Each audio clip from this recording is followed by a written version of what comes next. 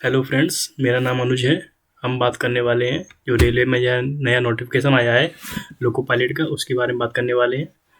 तो रेलवे में जो नोटिफिकेशन आया है उसकी एप्लीकेशन स्टार्ट हो रहे हैं 20 जनवरी से और लास्ट डेट है 19 फरवरी। और यदि कोई मिस्टेक हो जाती फॉर्म भरते समय तो उसको में रेक्टिफिकेशन की डेट है 20 फरवरी से लेके 29 फरवरी तक के बीच में। लोको पायलट के बारे में हम बात करें तो लोको पायलट लेवल 2 की जॉब है। इसमें 19,900 इनिशियल पे है, बेसिक पे है 19,900 शुरुआत में जब आप ज्वाइन करते हैं। इसकी एज की बात करें, एज क्राइटेरिया की, तो 18 से 30 साल वाले व्यक्ति इस फॉर्म को भर सकते हैं। टोटल वैकेंसी की बात करें तो 5,996 वैकेंसी आई हैं टोटल, 5,996 और वैकेंसी बढ़ भी सकती हैं। रेलवे के ऊपर डिपेंड करता है रेलवे को वैकेंसी बढ़ानी है या नहीं बढ़ानी है। तो फिलहाल वैकेंसी 5,696 वैकेंसी है। अब बात करें कि कैंडिडेट्स की बात करें क्वालिफिकेशन और एजुकेशनल क्वालिफिकेशन की, तो जो भी एजुकेशन क्वालिफिकेशन है मतलब 10th पास ITI, तो ये आपकी क्वालिफिकेशन 19 फरवरी जो लास्ट डेट है, क्लोजिंग डेट क्रूशियल डेट 19 फरवरी। तो 19 फरवरी से पहले आपकी ये कंपटीशन होनी चाहिए। रनिंग के लिए एलिजिबल नहीं है। यदि जिस व्यक्ति की रनिंग में है तो वो एलिजिबल नहीं है। 19 फरवरी 2024 से पहले उसका रिजल्ट आ जाना चाहिए। सर्टिफिकेट की बात करें, यदि हम इसकी बात करें EWS वगैरह की, crucial date EWS SCH certificate की क्रूशियल डेट है। क्रूशियल डेट पे आपके सभी सर्टिफिकेट आपके पास होने चाहिए। क्रूशियल डेट मतलब लास्ट डेट, फॉर्म भरने की जो लास्ट डेट है वो क्रूशियल डेट है। एज क्राइटेरिया की बात करें तो 1 जुलाई 2024 तक जो व्यक्ति 18 से 30 साल के बीच में वो इस फॉर्म को अप्लाई कर सकते हैं। बाकी एज रिलैक्सेशन नीचे दिया हुआ है कि किस व्यक्ति को कौन सा एज रिलैक्सेशन मिलता है। जैसे SC ST OBC ex service man है तो इनको एज रिलैक्सेशन भी मिलता है पर एज लिमिट में, उसकी हम नीचे बात करेंगे। अब यहाँ मेंशन किया गया है कि कैंडिडेट्स केवल एक ही RRB की फॉर्म अप्लाई कर सकता है। कोई भी कैंडिडेट्स मल्टीपल RRB से फॉर्म अप्लाई ना करें, केवल एक ही RRB से फॉर्म अप्लाई करना है। यदि आप मल्टीपल RRB से फॉर्म अप्लाई कर देते हैं तो आपका फॉर्म रिजेक्ट हो सकता है।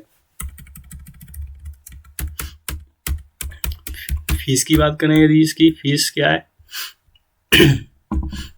तो मुझे जो मॉडिफिकेशन दिया है, यदि आप कुछ गलती कर देते हैं तो आपको 250 रुपये फीस देनी पड़ेगी, वो नॉन रिफंडेबल है। यदि आप फॉर्म भरते हैं मिस्टेक कर देते हैं, इसलिए फॉर्म को प्लीज़ ध्यानपूर्वक भरें, कोई मिस्टेक ना करें, जिससे कि सुधार करने की नौबत आए, नहीं तो आपके 250 रुपये लग सकते हैं। शॉर्ट लिस्टिंग की बात करें तो पहली बात तो एग्जाम 5 स्टेज में होना है। CBT 1, CBT 2, CBAT, document verification, after that medical examination. CBT 1 की बात करें तो CBT 1 में 15 टाइम्स कैंडिडेट्स RRB बुलाएगा। CBT 2 के लिए 15 टाइम्स कैंडिडेट बुलाएगा और नेगेटिव मार्किंग है इनमें दोनों में। CBT 1 CBT 2 में 1/3 की नेगेटिव मार्किंग है, लेकिन CBAT में कोई नेगेटिव मार्किंग नहीं है।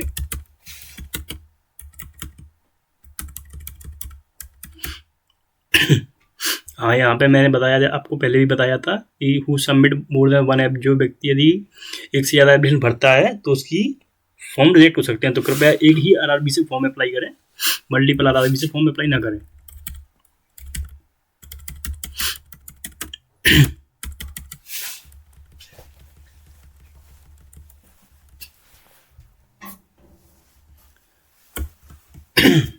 RRB के हेल्पलाइन नंबर दिए हैं, फ़ोन नंबर भी दिया है। यदि किसी को फॉर्म भरते में कोई दिक्कत आती है तो आप इस फ़ोन नंबर पर संपर्क कर सकते हैं।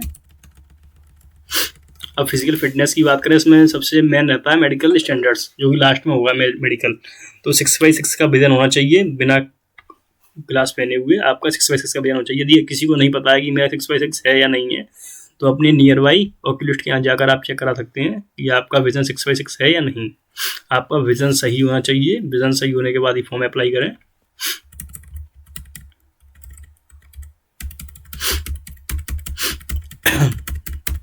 एज लिमिट वही है, 1/7/2024 तक आपकी एज लिमिट 18 से 30 साल होनी चाहिए। SC ST कैंडिडेट्स के लिए 5 साल का एज रिलैक्सेशन है अपर एज लिमिट में, और OBC कैंडिडेट्स के लिए 3 साल का एज रिलैक्सेशन है। और बाकी एक्स सर्विस मैन के लिए नीचे दिया हुआ है, आप देख सकते हैं।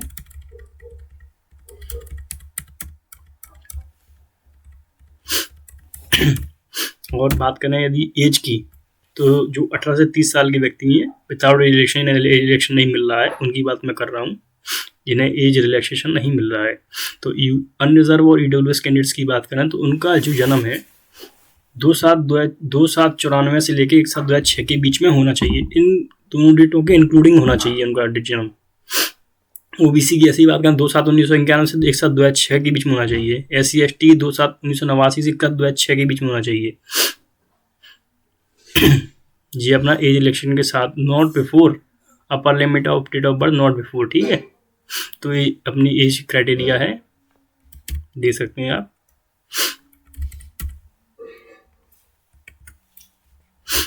क्वालिफिकेशन बता दिया, 10th पास होना चाहिए और आपके पास ITI ट्रेड होना चाहिए। ITI ट्रेड होती है।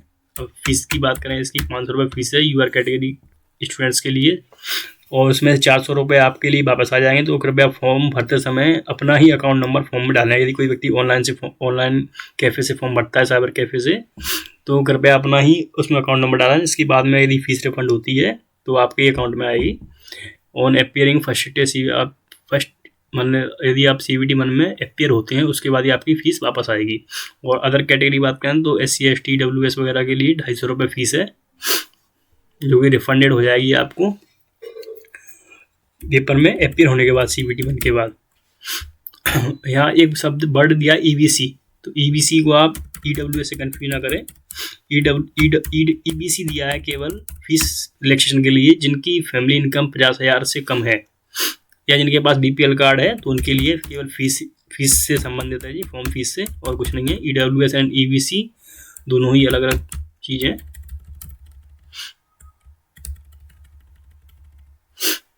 और अपना सभी लोग EWS SC/ST OBC वाले अपना ओरिजिनल सर्टिफिकेट बनवा लें। जिसके पास भी नहीं है वो 19 फरवरी से पहले बनवा लें, ओरिजिनल सर्टिफिकेट अपने पास रखें।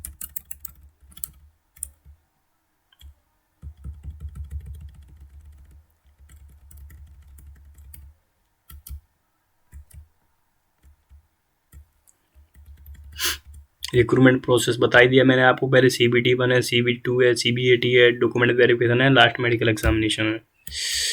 CBT 1 में 50 टाइम्स सिलेक्टेड हुए कैंडिडेट CBT 2 के लिए।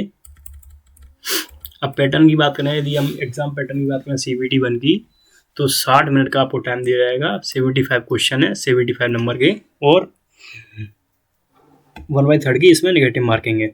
मिनिमम पास परसेंटेज है 40%। मिनिमम पास परसेंट का मतलब ये कहीं नहीं है कि आपको 40% लाने, तो आपका हो जाएगा 15 टाइम्स में। आपको अधिक से अधिक नंबर लाने हैं जिससे कि आपका 15 टाइम्स कैंडिडेट्स के अंदर नाम आ जाए।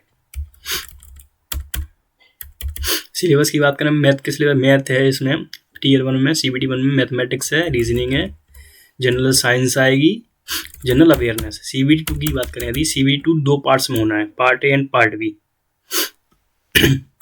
CBT 2 2 पार्ट्स में होना है, part A and part B। तो part A is mandatory and part B is qualifying in nature. तो पार्ट B में जिसके नंबर अधिक से अधिक आएंगे उसको ही आगे नेक्स्ट स्टेज में कंसिडर किया जाएगा। With respect to part B में आप क्वालिफाई हो जाएंगे 35% मार्क्स के साथ। पार्ट B में ज़्यादा नंबर लाना है कोई मतलब नहीं है आपके पास, लेकिन 35% होना चाहिए। और पार्ट A में जिसके ज़्यादा नंबर आएंगे वही आगे सिलेक्ट होगा, लेकिन दोनों ही मैंडेटरी है, part A and part B। Part B के सिलेबस की बात करें तो mathematics, reasoning, basic science and engineering, science ही है, science and engineering. Part B के लिए ट्रेड सिलेबस आएगा। पार्ट B में जो ट्रेड ITI जिसमें आपने करी है वो ट्रेड सब्जेक्ट आएंगे इसमें। ITI ट्रेड के लिए यहाँ ट्रेड सब्जेक्ट दिए हुए हैं। चॉइस पार्ट B के लिए फॉर्म भरते समय मांगेगा आपसे पार्ट B के लिए ट्रेड सब्जेक्ट ने भी जिस ट्रेड में ITI करी है तो उस ट्रेड को आप सेलेक्ट कर सकते हैं। अब CBAT की बात करें, third stage computer based aptitude CBAT third stage है। थर्ड स्टेज में CBT 2 के बाद 8 कैंडिडेट सेलेक्ट किए जाएंगे थर्ड स्टेज के लिए। उस CBAT में अपने पे साइको टेस्ट वगैरह होते हैं, ट्रैफिक साइको टेस्ट वगैरह, तो वो बात की बात है, पहले CBT 2 क्लियर होना चाहिए।